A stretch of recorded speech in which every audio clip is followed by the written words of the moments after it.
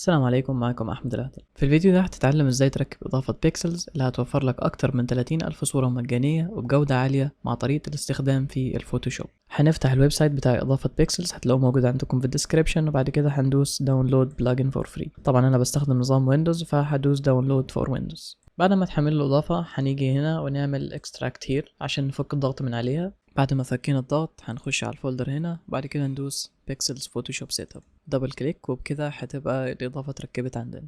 هنفتح الفوتوشوب بتاعنا وهنروح عند ويندو، بعد كده اكستنشنز، وبعد كده ندوس على بيكسلز عشان تظهر لنا الأيقونة بتاعة الإضافة هنا على الجنب.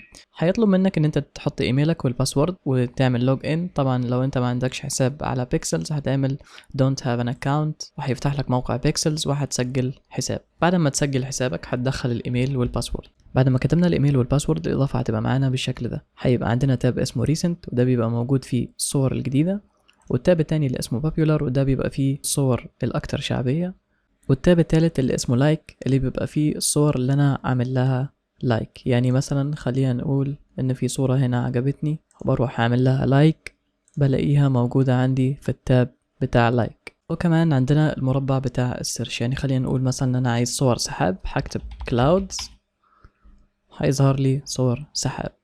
حاجة تانية كمان، كل ما بتيجي على أي صورة بالماوس بيظهر لك حجمها الطبيعي، يعني الصورة دي حجمها 6000 بكسل في 4000 بكسل.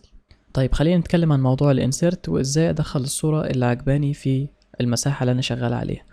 هنفتح الإضافة هنا، وليكن مثلا الصورة دي عجبتني، كل اللي هعمله ان انا هدوس عليها كليك، هو هيعمل لها داونلود وهيفردها على مقاس آخر لاير انا كنت محدده.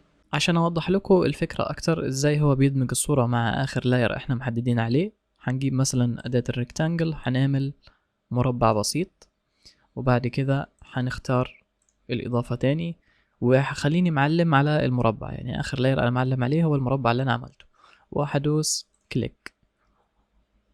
زي ما انتوا شايفين عمل انسيرت جوه المربع اللي احنا كنا لسه عاملينه من شوية. طبعا لو انت متضايق من موضوع ان هو يدمج الصورة مع اخر لاير انت محدده، فالموضوع بسيط. هتفتح الاضافة وتيجي عند علامة الجير اللي هنا، وهتشيل علامة الصح من هنا، وبكده هيمنع تماما فكرة ان هو يعمل كليب للصورة على اللاير اللي معمول عليه selected. وكمان عندك هنا اوبشن بتاع الايمج داونلود سايز، بحيث ان هو لما يجي ينزل الصورة ينزلها اوريجينال بالماكس ريزولوشن بتاعها، او ينزلها سمول يبقى العرض بتاعها اخره 890 والطول بتاعها اخره يبقى 650. لو شايف ان الفيديو ده افادك اعمل لايك، ولو شايف انه هيفيد غيرك اعمله شير، وكمان لو مستني جديد فيديوهاتي متنساش تعمل سبسكرايب.